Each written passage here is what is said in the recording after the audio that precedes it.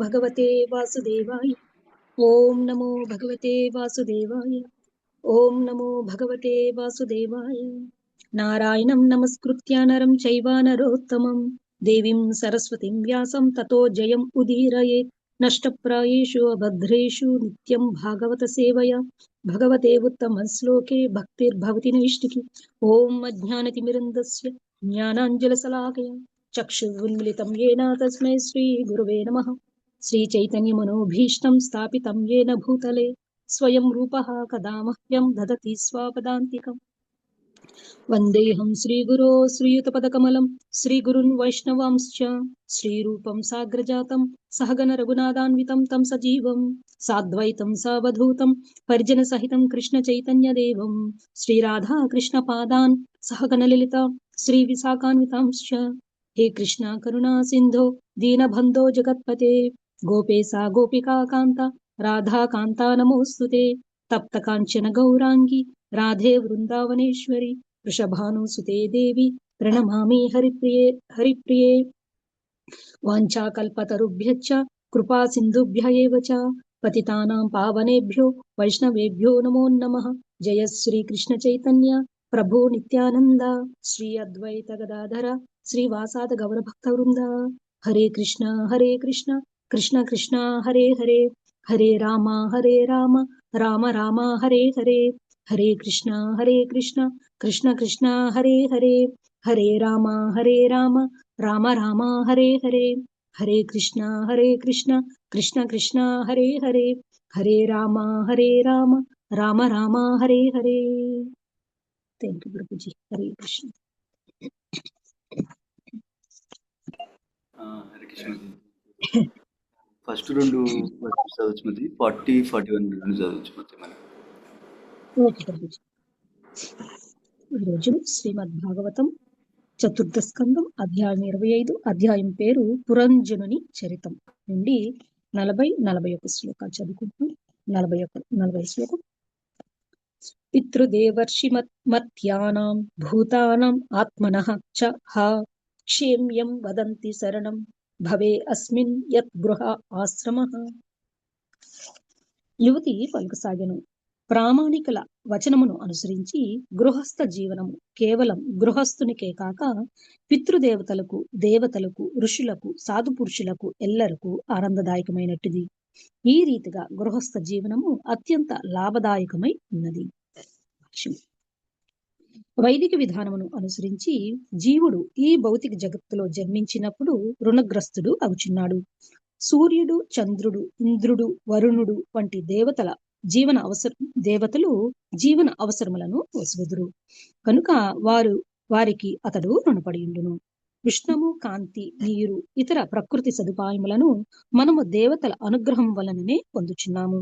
దేహమును, వంశపారంపర్య ఆస్తిని, బుద్ధిని, సాంఘిక జీవనమును, మైత్రిని, ప్రేమను వసగినట్టి పితృదేవతలకు కూడా మనము రుణపడి ఉందుము. అదే విధముగా రాజనీతి, సామాజిక విజ్ఞానములకై జనసామాన్యమునకు మరియు గుర్రములు, గాడిదలు, సునకములు, పిల్లులు వంటి నిమ్న జంతు జాలమునకు కూడా మనము రుణపడి ఉన్నాము. ఈ రీతిగా జీవుడు భౌతిక జగమున మానవ రూపంలో జన్మించినంతనే రుణగ్రస్తుడగును. ఆ రుణములను అన్నింటినీ అతడు తప్పగా తీర్చవలసి ఉండును.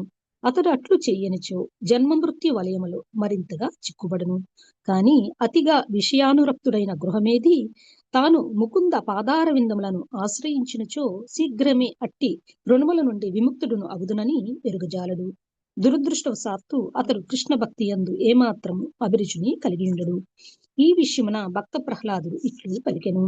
మతిర్న కృష్ణే పరతః స్వతోవా మిథో అభిపద్యేత గృహవ్రతానాం. ఈ భాగవతం 7వ స్కందంలో చెప్పబడింది. గృహవ్రతుడు అనగా గృహమేది అనియే భావం. మైథున సుఖమే సర్వస్వమని భావించు వానికి కృష్ణ భక్తి రసభావిత కర్మ సంభ్రమమును కలవరమును కలిగించిందై ఉండును. తనంతట తానే యోచించి లేదా ఇతరుల నుండి సలహాను పొంది లేదా వారితో చర్చించి అతడు మైథున సుఖ అనురక్తురగునే కాని కృష్ణ భక్తి రస భావనలో పనిచేయజాలడు. 41 శ్లోకం. కా నామ వీర విఖ్యాతం వదావ్యం ప్రియదర్శనం నా వృణీత ప్రియం ప్రాప్తం మాదృశీ త్వాదృశం పతిం. వీరుడా, విఖ్యాతుడువు, ఉదారచిత్తుడువు, సుందరుడువు, సులభముగా లభ్యమయ్యేడు వాడువు అగు నిన్ను ఈ ప్రపంచమున ఎవతే భర్తగా స్వీకరింపకుండును. భర్త భార్యకు గొప్ప వీరుడే అయ్యుండును. అనగా ఒక స్త్రీ పురుషుణ్ణి ప్రేమించినప్పుడు అతడు పరమ సుందరునిగాను ఉదారునిగాను గోచరించును. నిజమునకు ఒకడు ఇంకొకరికి ప్రియదర్శనుడు కానిదే వారు అతనికి జీవితమును అంకితము చేసే అవకాశమే లేదు. కోరినంత సంతానమును భార్యకు వసిగడి కారణమున భర్త ఉదారునిగా భావించబడును. ప్రతి స్త్రీ సంతానమును కోరియుండును కనుక ఆమెను సంతృప్తి పరిచి సంతానమును వసుగు భర్త పరమ ఉదారుడు అని తలంపబడును. కేవలం సంతానము వసుకుట ద్వారానే కాక ఆభరణములను అన్న వస్త్రాదులను వసుకుట ద్వారా భార్యను అదుపులో ఉంచుకుని భర్త ఉదారుడు అగును. ఆ విధముగా సంతృష్టి చెందిన భార్య తన భర్త సాంగత్యమును ఎన్నడూ వీడదు. స్త్రీలు సాధారణంగా ఇల్లు, ఆభరణములు, వస్త్రములు, సంతానము వంటి వాని ఎడ ప్రియమును కలిగి ఉందరు కనుక భార్యను సంతృప్తి పరచుటకు భర్త కొన్ని ఆభరణములను వసగవలనని మను సంహిత ఉపదేశించుచున్నది. ఈ రీతిన స్త్రీ సమస్త భౌతిక సుఖములకు కేంద్ర బిందువై ఉన్నది. ఈ సందర్భమున విఖ్యాతం అను పదము ప్రధానమైనది. సౌందర్యవతి అయిన స్త్రీని వెంబడించుటలో పురుషుడు ఎల్లప్పుడూ సుప్రసిద్ధుడే. అది కొన్ని మార్లు బలత్కారముగా పరిగణించబడును. బలత్కారము చట్టరీత్యా అనుమతింపబడకున్నను తత్కార్యమున ప్రవీణుడైన పురుషుణ్ణి స్త్రీ పడును అనే విషయము సత్యమైనది. Thank you Prabhuji. Hare Krishna.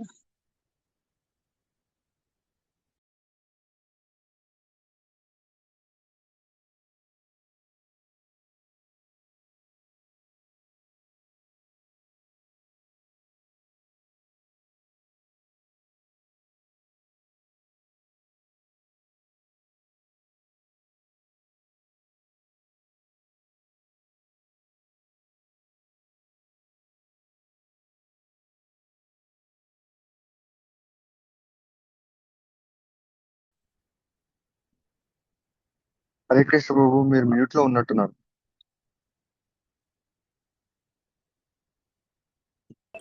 Thank you Praveen Prabhuji. Yeah, thank you Lakshmimathi. మతి 42 కూడా చదవండి మతి, అది కూడా కలిసి సెక్షన్ లో ఉంది. షూర్ ప్రభుజీ. 42వ శ్లోకం. కస్యా మనస్తే భువి భోగి భోగయోః స్త్రియా సజ్జత్ భుజయోః మహాభుజ యో అనాథవర్గ అధిం అలం గృణావుద్ధత స్మిత అవలోకేన చరతి అపోహితుం.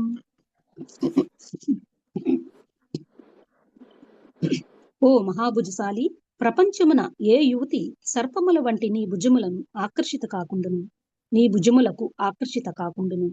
ఆకర్షణీయమగు చిరునవ్వుతోను చొరవతో కూడిన కరుణతోను నీవు నిజమునకు మా వంటి అనాథ స్త్రీల దుఃఖమును తొలగించు వాడివై ఉన్నావు. మాకు లాభమును చేకూర్చుటికే నీవు ధరణి అందంతటను సంచరించుచుంటివని నేను తలంచుచున్నాను. నాతుడు లేనట్టి స్త్రీని చొరవగల పురుషుడు వెంటబడినచో దానిని ఆమె కరుణగా భావించును. స్త్రీ సాధారణంగా పురుషుని సుదీర్ఘమైన బాహువులచే ఆకర్షిత అగుచుండును. సర్పము యొక్క దేహము ఆది యందు గుండ్రముగా ఉండి చివరి భాగమున సన్ననై ఉండును. పురుషుని సుందరమైన భుజములు స్త్రీకి సర్పముల వలె గోచరించును. అటువంటి భుజములచే కౌగులింపబడవలనని ఆమె మిక్కిలి అభిలషించును. అనాథ వర్గ అను పదము ఈ శ్లోకమున ప్రధానమైనది. నాథ అనగా భర్త, ఆ అనగా రహితం అని భావం. భర్త లేనట్టి యవ్వనవతి అనాథ అని అనగా రక్షణ లేనట్టిది అని పిలువబడును. యవ్వనవతి అయినంతని స్త్రీ కామవాంఛచే కలవరములకు గురి అగుచుండును. కనుక యవ్వనవతి అగుటకు ముందే ఆమెకు వివాహము చేయుట తండ్రి యొక్క బాధ్యత. లేనిచో భర్త లభించని కారణమున ఆమె మిగుల సంతృప్తురాలై ఉండును. ఆ వయస్సులో ఆమెకు తన కామవాంఛను తీర్చిడవాడు గొప్ప ఆనందదాయకునిగా గోచరించును. యవ్వనమున తన కామవాంఛను తీర్చిన పురుషుణ్ణి జీవితాంతము స్త్రీ ప్రేమించుట వాస్తవమైన విషయము. కాని భౌతిక జగత్తునందలి అట్టి నామమాత్రమగు ప్రేమ కామ సంతృప్తే గాని మరేది కాదు. Thank you Prabhuji. Hare Krishna. Hare Krishna. So overall context ఏంటంటే ఇక్కడ మనం నారదముని ఈ ముందు చాప్టర్స్లో మనం ప్రచేతాస్ వాళ్ళ నాన్నగారు ప్రచినబరి కింగ్ ప్రచినబరి పిల్లల్ని కనడానికి పిల్లల్ని పుట్టించడం కోసం తపస్సు చేయడానికి పంపించారన్నమాట. సో ఆ తపస్సుకి వెళ్ళారు, అరణ్యానికి వెళ్ళారు. అప్పుడు లార్డ్ శివ కనపడ్డారు. లార్డ్ శివ కనపడి వాళ్ళకి విష్ణుమూర్తిని సంతృప్తిపరచడానికి ప్రేయర్స్ ఇచ్చారు. ఆ ప్రేయర్స్ తోటి వాళ్ళు తపస్సు చేశారు. శివుడు ఇచ్చిన ప్రేయర్స్ తోటి ఎవరిని ప్రే చేశారో విష్ణుని ప్రే చేశారు. ప్రే చేసి అప్పుడు విష్ణుమూర్తి అట్లా వాళ్ళు తపస్సు చేస్తున్నారు. ఈ టైంలో వాళ్ళ నాన్నగారు కింగ్ ప్రచినబరి రాజ్యంలో కర్మకాండ యజ్ఞాలు చేస్తున్నారు. ఆ కర్మకాండ యజ్ఞాలు చేస్తున్నారు కదా. సో కర్మకాండ యజ్ఞాలు చేసినందువల్ల టెంపరీ బెనిఫిట్ వస్తుంది, భౌతికమైన కోరికలు తీరుతాయి అంతే. కానీ long term eternal happiness, permanent happiness రాదనమాట. సో అది తెలుసుకొని నారదముని తనకి ఈ జ్ఞానం ఇవ్వడానికి వెళ్ళారన్నమాట. కింగ్ ప్రచినబరి దగ్గరికి వెళ్ళారు. వెళ్ళి ఇప్పుడు నారదముని డైరెక్ట్గా నువ్వు కర్మకాండ యజ్ఞాలు చేయొద్దు, అది మంచిది కాదు అని చెప్పకుండా ఇప్పుడు ఒక అలిగరిక్ స్టోరీ విషయంలో పురంజన స్టోరీ తల్లికి చెప్తున్నారు, కింగ్ ప్రచినబరికి చెప్తున్నారు. ఎవరు చెప్తున్నారు? నారదముని చెప్తున్నారు. ఆ స్టోరీలో మనం ఇప్పుడు దాకా పురంజన అనే ఆత్మ ఒక ఎన్నో రోజుల తర్వాత హ్యూమన్ బాడీ వచ్చింది అని విన్నాం. హ్యూమన్ బాడీ వచ్చి ఆ హ్యూమన్ బాడీ వల్ల ఎంజాయ్మెంట్ ఆప్షన్స్ ఎక్కువ అయినాయి. ఇప్పుడు యానిమల్లో, ప్లాంట్లో ఎంజాయ్మెంట్ ఆప్షన్స్ తక్కువ ఉంటాయి. అట్లాగే యానిమల్లో ఎంజాయ్మెంట్ ఆప్షన్స్ కొంచెం ఎక్కువ ఉంటాయి. అట్లాగే హ్యూమన్లో, మనిషి జన్మలో ఎంజాయ్మెంట్ ఆప్షన్స్ ఎక్కువ ఉంటాయి. అలాగే మనిషి జన్మలో రెస్పాన్సిబిలిటీ కూడా ఎక్కువ ఉంది. సో మనకు ప్రభువుల వారు కామన్గా ఎగ్జాంపుల్ ఇస్తారు. ఎవరైనా గవర్నమెంట్ ఆఫీసరు మన లోకల్, మన కరెంట్ స్టేటస్లో సిఈఓ, వైస్ ప్రెసిడెంట్, పెద్దవాళ్ళు, పెద్ద పదవిలో ఉన్న వాళ్ళకి ఫెసిలిటీస్ ఎక్కువ ఉంటాయి ఎంజాయ్ చేయడానికి. కానీ వాళ్ళకి రెస్పాన్సిబిలిటీ కూడా ఉంటుంది. పెద్ద పెద్ద డెసిషన్స్ తీసుకుంటారు వాళ్ళు. ఏదైనా తప్పు చేశారనుకో, thousands of dollars, millions of dollars waste problems వస్తాయి. మనం ఏం తప్పు చేస్తే కొంచెం డాలర్స్ ప్రాబ్లం రావచ్చు. సో అట్లా హ్యూమన్ లైఫ్కి రెస్పాన్సిబిలిటీ ఎట్లా ఉందో అట్లాగే ఎంజాయ్మెంట్ కూడా ఉంది అన్నమాట. సో అట్లా ఆ పురంజన ఆ సిటీలో వెళ్తుంటే తనకి ఒక అమ్మాయి కనబడింది. ఆ అమ్మాయి పేరు పురంజని అంటున్నారు. సో తను ఏం చేసింది, తన గురించి వివరించారు. ఫస్ట్ మనకి ప్రీవియస్ శ్లోకాల్లో పురంజని గురించి ఏం చెప్పారు, తన ఎప్పుడు ఒక సర్పం ప్రొటెక్ట్ చేస్తుంది అంటారు. అది మన బాడీలో ఉన్న ప్రాణవాయువులు అని చెప్పారు. తర్వాత తనతోటి కొంతమంది మగవాళ్ళ అసోసియేట్స్ ఉన్నారు, కొంతమంది ఆడవాళ్ళ అసోసియేట్స్ ఉన్నారు. వీళ్ళేమో ఇంద్రియాలు, తర్వాత మనసు, మైండ్, తర్వాత కోరికలు కూడా ఉన్నాయన్న. సో ఓవరాల్గా ఆ పురంజని అనే అమ్మాయి ఎవరైతే ఉన్నారో తను భౌతిక బుద్ధి, మెటీరియల్ ఇంటెలిజెన్స్ కి రిప్రజెంట్ చేస్తుంది అన్నమాట. తను పురంజన్ అనేమో సోల్ రిప్రజెంట్ చేస్తున్నారు. అట్లాగే తనేమో ఆ లేడీనేమో భౌతిక బుద్ధి, మెటీరియల్ ఇంటెలిజెన్స్ రిప్రజెంట్ చేస్తుంది అన్నమాట. సో ఈ సెక్షన్లో ఆ పురంజనని పొగుడుతుందన్నమాట. పురంజనగా నచ్చారు తనకి, ఆ అమ్మాయికి పురంజనుడు నచ్చాడు. నచ్చి గ్లోరిఫై చేస్తుంది, పొగుడుతుంది అట్లా. సో ఆ ప్రాసెస్లో లాస్ట్ ఫ్యూ వర్సెస్లో ఏం చెప్పారు మనకి, 39th వర్స్లో ఏం చెప్పింది, గృహస్థ లైఫ్ అయితే మంచిది, అంటే మ్యారేజ్ చేసుకొని ఎంజాయ్ చేయడం మంచిది. బ్రహ్మచర్య లైఫ్, వానప్రస్థ లైఫ్, సన్యాసి లైఫ్ అంత మంచిది కాదు అని చెప్తుంది. లాస్ట్ ఫ్యూ వర్సెస్లో మనకి విన్నాం. తర్వాత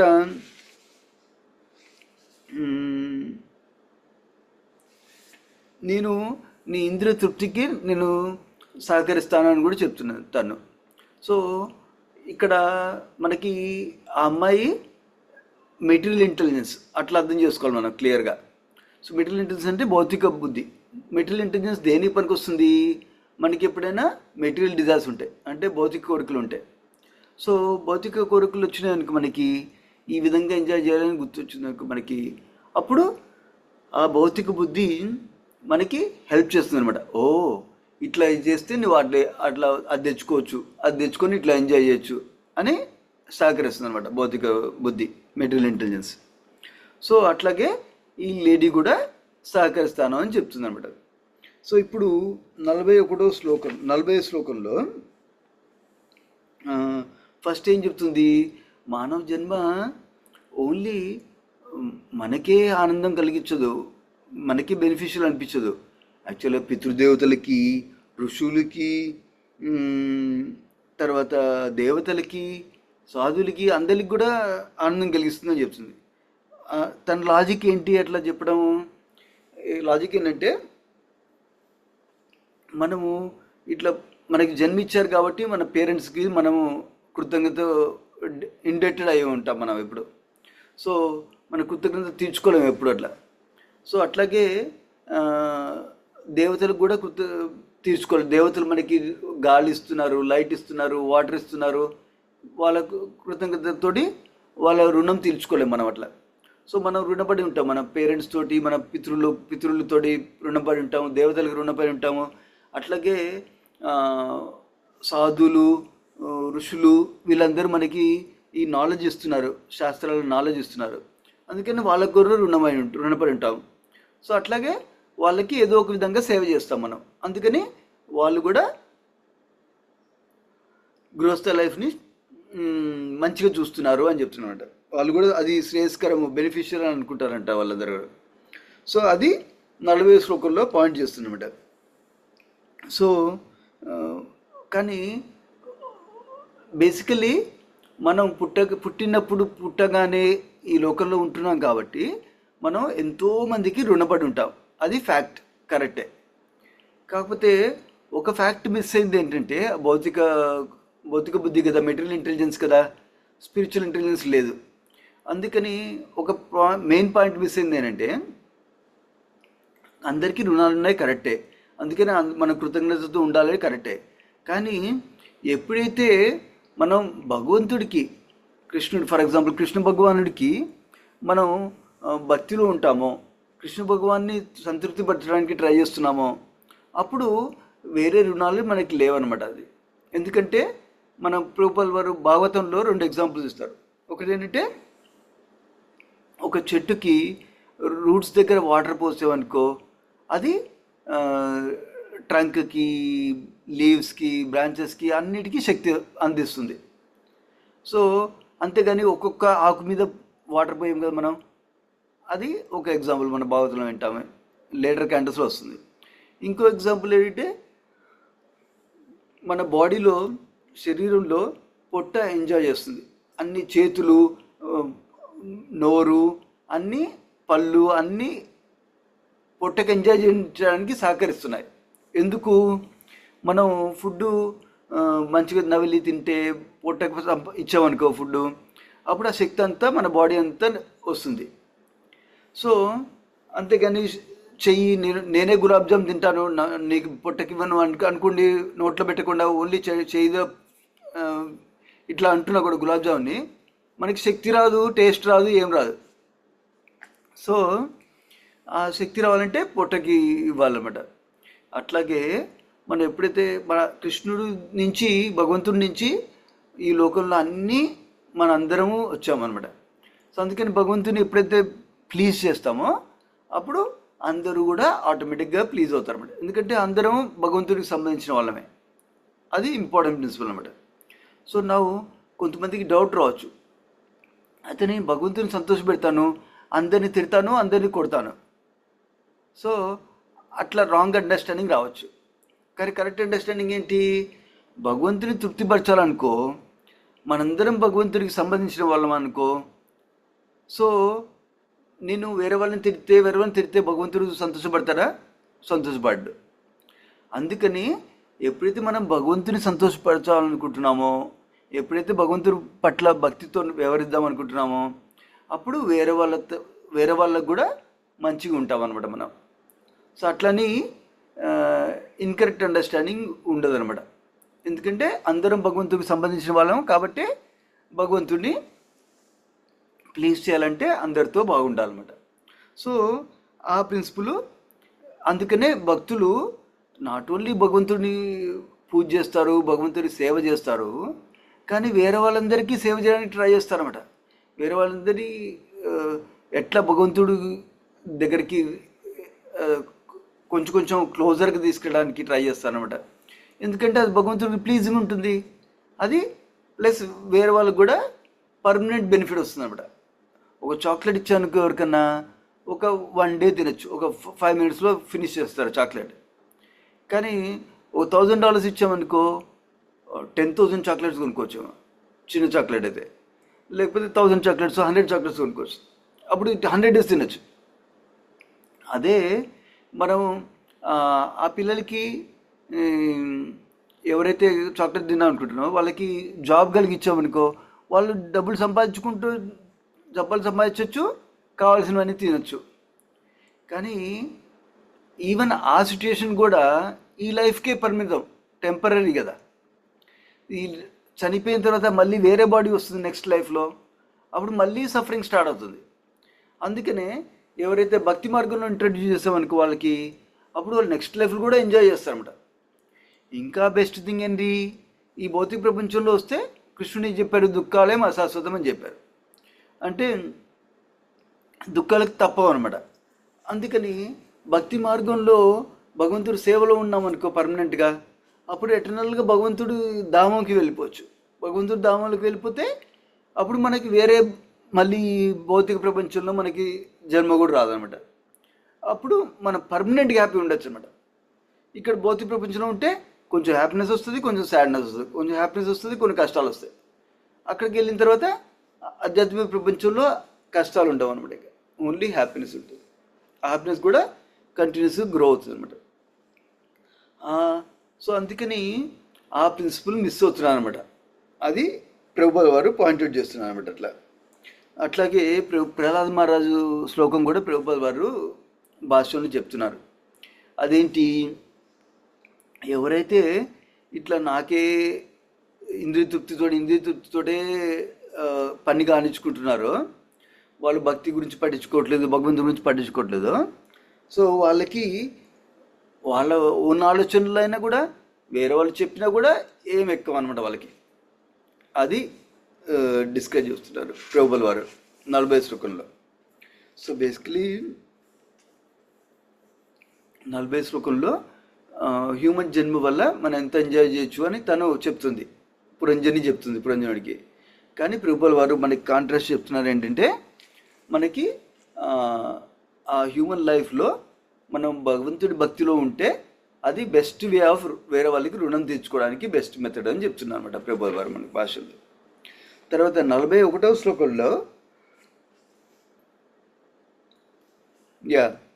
మళ్ళీ పురంజనుని మాట్లాడుతుంది. ఇంకా పురంజనుడితోటి తనేం చెప్తుంది, తనని హీరో అని పిలుస్తుంది. తర్వాత నువ్వు నాకు బెస్ట్ హస్బెండ్, భర్తవే అని చెప్తుంది. ఎందుకంటే నువ్వు చాలా ఫేమస్వి, నువ్వు చాలా ఉదారుడివి, మ్యాగ్నానిమస్. తర్వాత నువ్వు చాలా అందంగా ఉన్నావు, సో బ్యూటిఫుల్. తర్వాత సులభంగా కూడా దొరకచ్చు నువ్వు నాకు అని చెప్తుంది. సో ఈ భాష్యంలో ప్రభుపాద వారు గృహస్థ ఆశ్రమం కొన్ని ప్రిన్సిపల్స్ చెప్తున్నారు, ఇంట్రెస్టింగ్ ప్రిన్సిపల్స్ చెప్తున్నారు. తర్వాత ఏదైతే 3 words ఉన్నాయి కదా, ఫేమస్, బ్యూటిఫుల్, మ్యాగ్నానిమస్ అంటే తెలుగులో ఉదారుడు అంటున్నారు. సో వాటి గురించి వివరిస్తున్నారు భాష్యంలో ప్రభుపాద వారు. సో ఫస్ట్ ఆఫ్ ఆల్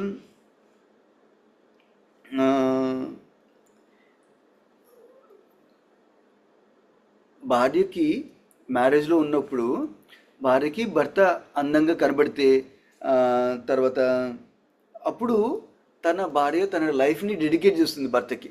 అది ఆ విషయం గురించి ఎక్స్ప్లెయిన్ చేస్తున్నారు. అంతే కదా, మనం ఎవరికైనా మనకి నచ్చారనుకో, సో వాళ్ళ కోసం మనం ఏమైనా చేయగలుగుతాం. సో ఆ ప్రిన్సిపల్ ప్రపోజ్ వారు వివరిస్తున్నారు ఆ బ్యూటిఫుల్ గురించి వివరించేటప్పుడు. అట్లాగే ప్రభుపాల్ వారు ఉదాహరణ గురించి ఎక్కువ ఎక్స్ప్లెయిన్ చేస్తున్నారు. ఉదాహరణ అంటే ఇంగ్లీష్లో మ్యాగ్నానిమస్ అని చెప్తున్నారు వర్డ్. సో హస్బెండ్ అదే భర్త భార్యకి ఉదారుడు ఎలా అనుకుంటుంది, తను తనకు కావలసిన భౌతిక కోరికలు తీరిస్తే. భౌతిక కోరికలు కొన్ని ఎగ్జాంపుల్ చెప్తున్నారు ప్రభుపాల్ వారు. ఏంటవి? ఆ, ఇంద్రియ తృప్తి, సెక్స్ లైఫ్, తర్వాత పిల్లల్ని ఇవ్వటము, తర్వాత నైస్ డ్రెస్సెస్ కొనియటము, ఆర్నమెంట్స్ కొనియటము, వాటితోటి భార్య హ్యాపీ ఉంటుంది మెటీరియల్లీ అని చెప్తున్నాను అనమాట.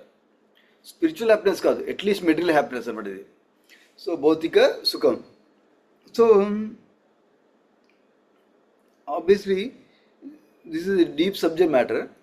బట్ మెయిన్ పాయింట్ ఏంటంటే జనరల్గా లేడీస్కి భౌతిక కోరికలు ఉంటాయి. సో అవి తీరిస్తే భౌతికంగా సంతోషంగా ఉండొచ్చు అని చెప్తున్నమాట బేసికలీ ప్రభుపాల్ వారు ఇక్కడ.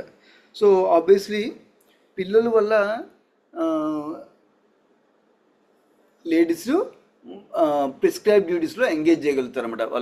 వాళ్ళకి స్పెషల్ ప్రివిలేజెస్ ఉన్నాయి. లేడీస్కి పిల్లల్ని చూసుకోవడానికి స్పెషల్ స్కిల్, ఎబిలిటీ ఉందన్నమాట వాళ్ళకి. ఎందుకంటే పిల్లల్ని చూసుకోవాలంటే ఎమోషనల్ సపోర్ట్ బాగుండాలి, ఎమోషనల్ కోషన్ బాగుండాలి, ఎంపతి ఉండాలి. సో అది ఉంటే పిల్లల్ని మంచిగా చూసుకోగలుగుతారన్నమాట. అది లేడీస్కి బాగుంటుంది అనమాట. సో అది అందుకనే వాళ్ళకి లేడీస్ కూడా, చిల్డ్రన్ కూడా ఉండాలన్నమాట అది. సో అది ప్రభుపాల్ వారు వివరిస్తున్నారు. సో అది ఒక ఆస్పెక్ట్. సో ఇప్పుడు దాకా ఏం చెప్పారు? బ్యూటిఫుల్ గురించి వివరించారు కొంచెం, తర్వాత మ్యాగ్నానిమస్ ఉదారుడు గురించి వివరించారు, తర్వాత ఫేమస్ గురించి చెప్తున్నారు. సో ఆ వర్డ్ యూజ్ చేసిందంటే విఖ్యాతం అనే వర్డ్ గురించి ఎక్స్ప్లెయిన్ చేస్తున్నారు ప్రభుపాల్ వారు. ఇక్కడ ఒక కాంట్రవర్షియల్ సబ్జెక్ట్ ఉందన్నమాట. ఇక్కడ ఈ లాస్ట్ పారాగ్రాఫ్స్లో ప్రభుపాల్ యూజ్ చేసిన లాంగ్వేజ్ బట్టి. సో దాన్ని కొంచెం వివరంగా డిస్కస్ చేద్దాం, ఎలా అర్థం చేసుకోవాలి మన కాంటెక్స్ట్ బట్టి అనేసి. సో లాస్ట్ పారాగ్రాఫ్లో భర్త ఎలా ఫేమస్ అవుతారు, మగాళ్ళు ఎట్లా ఫేమస్ అవుతారు అని ఒక విధంగా చెప్తున్నారు ఇక్కడ. ఒక విధంగా ఫేమస్ ఎలా అవుతారు అంటే లేడీస్ని సెక్షువల్గా సెడ్యూస్ చేసి వాళ్ళకి ఆనందం కలిగించడం వల్ల అని పాయింట్ ప్రభుపాల్ వారు చెప్తున్నారు ఇక్కడ. లాస్ట్లో కాంట్రవర్షియల్ సబ్జెక్ట్ ఏంటి మరి? అది రేప్ అనే వర్డ్ యూజ్ చేశారు ప్రభుపాల్ వారు. సో అది లీగల్గా ఎలౌడ్ కాదు, కానీ ఉమెన్కి అది ఎంజాయ్మెంట్ ఇస్తుంది అని చెప్తున్నారు ప్రభుపాల్ వారు. సో ఈ రేప్ అనే వర్డ్ వచ్చింది కాబట్టి కొంతమంది అపార్థం చేసుకోవచ్చు అనమాట. అందుకని మన బీబీటీ వాళ్ళు ఒక సపరేట్ ఆర్టికల్ పబ్లిష్ చేశారు దీని మీద. అట్లాగే ఒక నైస్ ఆర్టికల్ రాశారనమాట. దీన్ని మీకు పంపిస్తాను మళ్ళీ తర్వాత. అలాగే సీనియర్ డివోటీస్ కూడా కామెంట్ చేశారనమాట, ఇది అపార్థం చేసుకోకుండా ఉండాలనేసి. సో అందుకనే ఫ్యూ పాయింట్స్ మీకు అందరికీ షేర్ చేస్తాను వాటిలో నుంచి, ఆ ఆర్టికల్స్ చదివిన దాని గురించి, ఆ క్లాసెస్ విన్న దాని గురించి, వాటిలో నుంచి మీకు సమ్మరీ చెప్తామన్నమాట, key points. First of all ఇక్కడ ఇప్పుడు ఈ కరెంట్ కాలంలో రేపు అంటే ఏంటి? అవతల వల్ల కన్సెంట్ లేకుండా ఫోర్స్ చేయటము, అది కరెంట్ కాలంలో మీనింగ్, రేప్ మీనింగ్. కానీ 100 years ago శ్రీ ప్రభుపాల్ వారు, మనకి చాలామందికి లీలామృత చదివిన వాళ్ళకి తెలిసి ఉంటుంది, స్కాటిష్ కాలేజ్ అని అక్కడ చదివారు అనమాట. బ్రిటిష్ వాళ్ళ కాలేజీలో చదువుకున్నారు శ్రీ ప్రభుపాల్ వారు, తన గ్రాడ్యుయేషన్ చేసింది, అండర్ గ్రాడ్ అట్లా. సో అందుకని ప్రభుపాల్ వారు ఆ బ్రిటిష్ ఇంగ్లీష్ తోటి, అప్పట్లో బ్రిటిష్ ఇంగ్లీష్ తోటి చాలా ఫెమిలియర్ అనమాట. సో ఆక్స్ఫర్డ్ ఇంగ్లీష్ డిక్షనరీలో అప్పట్లో లాంగ్వేజ్లో rape meaning not the current మీనింగే కాకుండా ఫోర్స్ఫుల్గా, మ్యూచువల్ కన్సెంట్ తోటి చేసిన సెక్షువల్ లైఫ్, అలాంటి మీనింగ్స్ కూడా వస్తుంది అనమాట అక్కడ. ఈవెన్ దొంగతనం కూడా వస్తుంది ఆ మీనింగ్ ఆ వర్డ్లో అప్పుడు ఆక్స్ఫర్డ్ డిక్షనరీ ప్రకారం. So basically Prabhupad use of word rape అప్పట్ లాంగ్వేజ్లో ఆక్స్ఫర్డ్ డిక్షనరీ ప్రకారము ఇంగ్లీష్ మీనింగ్ ఆఫ్ ఇంగ్లీష్ అంటే బ్రిటిష్ సైడ్ మీనింగ్ యూజ్ చేస్తున్నామంట ప్రభుపాద్ వారు. నంబర్ 1. నంబర్ 2, అదే ప్రీవియస్ సెంటెన్స్లో చూస్తే క్లియర్గా చెప్తున్నారు ప్రభుపాద్ వారు ఆ కనెక్షన్. అందుకనే ఆ కాంటెక్స్ట్ మనకి ఇంపార్టెంట్ అనమాట. మనకి కాంటెక్స్ట్లో మనం ఏదైనా అర్థం చేసుకోవచ్చు ప్రాపర్గా. సో ప్రీవియస్ సెంటెన్స్ ఆల్రెడీ చెప్పారు. అట్లాగే నెక్స్ట్ వర్స్లో అగ్రెసివ్ మర్సీ అనే వర్డ్ యూజ్ చేస్తున్నారు. సో గృణోదత అనే వర్డ్ యూజ్ చేస్తున్నారు. గృణ ఉద్దత అంటే అగ్రెసివ్ మెర్సీ అని. జనరల్గా అగ్రెసివ్ మెర్సీ రెండు ఎట్లా కూరుతాయి టుగెదర్, అది ఇక్కడ క్లియర్గా తెలుస్తుంది మనకి ఈ ఎగ్జాంపుల్లో. అట్లాగే ఓవరాల్ ఈ సెక్షన్లో మన మెటీరియల్ కామం గురించి, భౌతిక కామం గురించి అది మంచిది కాదు అని మనకి తెలియజేస్తున్నారు ఓవరాల్ ఈ సెక్షన్లో theme. So Prabhupad use of word ఆ కాంటెక్స్ట్లో మనం అర్థం చేసుకోవాలన్నమాట అట్లా. సో అది ఇంకొక ప్రిన్సిపల్ ఇక్కడ చెప్తున్నామన్నమాట ఇక్కడ మనకి. సో అది 41st శ్లోకంలో. బేసికలీ 41st శ్లోకంలో తనని గ్లోరిఫై చేస్తుంది అన్నమాట, కీర్తిస్తుంది పురంజని. దట్ నువ్వు ఫేమస్గా ఉంటావు, నువ్వు ఉదారుడివి, మ్యాగ్నానిమస్, నువ్వు బ్యూటిఫుల్గా ఉన్నావు, సో నాకు నచ్చావు అని చెప్తుంది అనమాట. సో నా లాస్ట్ శ్లోక 42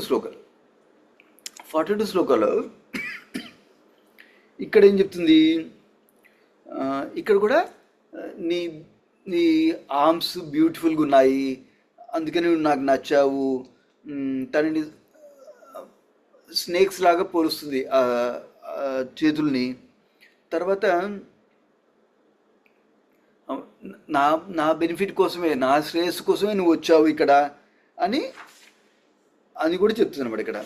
సో బేసికలీ ఇక్కడ పాయింట్ ఏంటంటే తను పురంజనుడికి అట్రాక్ట్ అయింది. నంబర్ 1 అట్రాక్ట్ అయ్యి తనని గ్లోరిఫై చేస్తుంది. గ్లోరిఫై చేసి తనని యాక్సెప్ట్ చేయమని అడుగుతుంది అనమాట ఈ ఓవరాల్ కాంటెక్స్ట్ ఇక్కడ. సో ఆ కాంటెక్స్ట్లో తనని కీర్తిస్తుంది అనమాట డిఫరెంట్ విధాల్లో. సో అదే ఇక్కడ ఎక్స్ప్లెయిన్ చేస్తుంది అనమాట. కాకపోతే అది భౌతిక కామంతో వచ్చింది, దానివల్ల టెంపరీ హ్యాపీనెస్ వస్తుంది, కానీ పర్మనెంట్ హ్యాపీనెస్ మనకి ప్రేమ వల్ల వస్తుంది. ప్రేమ ఎవరితోటి? భగవంతుడి ప్రేమ వల్ల మనకి పర్మనెంట్ హ్యాపీనెస్ వస్తుంది అనమాట. లేకపోతే కామం వల్ల టెంపరీ ఇంద్రియ తృప్తి వస్తుంది అనమాట అది. సో అది ఇక్కడ వివరిస్తున్నాను అనమాట మెయిన్ ప్రిన్సిపల్ ఇక్కడ. సో ఇప్పుడు మండే శ్లోకాల్లో వాళ్ళిద్దరు కలిసి ఎలా ఎంజాయ్ చేస్తారో అని మనకి వివరిస్తుంటారు అనమాట మనకి మండే శ్లోకాల నుంచి ఈ చాప్టర్ ఎండ్ అయ్యేటప్పుడు. సో బేసికలీ ఇవాళ నేర్చుకుంది ఏంటంటే మనం పురంజనుని ఎలా గ్లోరిఫై చేసి అట్రాక్ట్ చేస్తుంది అని విన్నాము. సో ఆబ్వియస్లీ సెవరల్ లెసన్స్ నేర్చుకున్నాము. So one of the main principle గుర్తుంచుకోవాల్సింది ఏంటంటే మనం మన బుద్ధిని స్పిరిచువలైజ్ చేసుకోవాలన్నమాట. స్పిరిచువలైజ్ చేసుకుంటే అప్పుడు మనం స్ట్రెంగ్త్ తోటి మనం ఫోకస్డ్గా మైండ్ కంట్రోల్ చేసుకోవచ్చు, మనకు కావాల్సిన గోల్స్ అచీవ్ చేయొచ్చు. అది మెటీరియల్ గోల్స్ అయినా స్పిరిచువల్ గోల్స్ కూడా అచీవ్ చేసుకోవాలంటే మనకి ఇంటెలిజెన్స్ షార్పెన్ చేసుకోవాల్సి స్పిరిచువలైజ్ చేయాలన్నమాట. ఇంటెలిజెన్స్ షార్పెన్ స్పిరిచువలైజేషన్ ఎలా చేసుకుంటాము? మనం ఎలా చేసుకుంటామంటే మనం శాస్త్ర చదివి శాస్త్ర సేవ చేస్తున్నాం. మనం శాస్త్ర చదవడం వల్ల సేవ చేస్తున్నాము, శాస్త్రాన్ని మనం అప్లై చేసినందువల్ల సేవ చేస్తున్నాము మన లైఫ్లో. అట్లా శాస్త్రానికి వేరే వాళ్ళకి షేర్ చేసుకోవడం వల్ల కూడా మనం శాస్త్రానికి సేవ చేస్తున్నాము. అట్లా శాస్త్ర సేవ చేసిన వల్ల, గురువు గారి దగ్గర, సాధువు దగ్గర విన్నందువల్ల మనకి మన బుద్ధి షార్ప్ అవుతుంది, స్ట్రెంగ్తన్ అవుతుంది, స్పిరిచువలైజ్ అవుతుంది అనమాట. అప్పుడు మనం మైండ్ని కంట్రోల్ చేసుకోవచ్చు. తర్వాత మనం బుద్ధి అల్టిమేట్ గోల్ కోసం యూజ్ చేయొచ్చు అనమాట. టెంపరీ గోల్ కోసం, ఈ 1 minute హ్యాపీనెస్ కోసం, 1 hour హ్యాపీనెస్ కోసం, 1 year హ్యాపీనెస్ కోసం, 50 years హ్యాపీనెస్ కోసం కాకుండా ఎటర్నల్ హ్యాపీనెస్ కోసం మన బుద్ధిని వాడచ్చు అనమాట. సో అది మెయిన్ ఎసెన్స్ ఇవాళ సెక్షన్లో మనం నేర్చుకోవాల్సిన లెసన్స్. ఎవరికైనా కామెంట్స్ ఆర్ క్వశ్చన్స్ ఉన్నాయా ఈ సెక్షన్లో?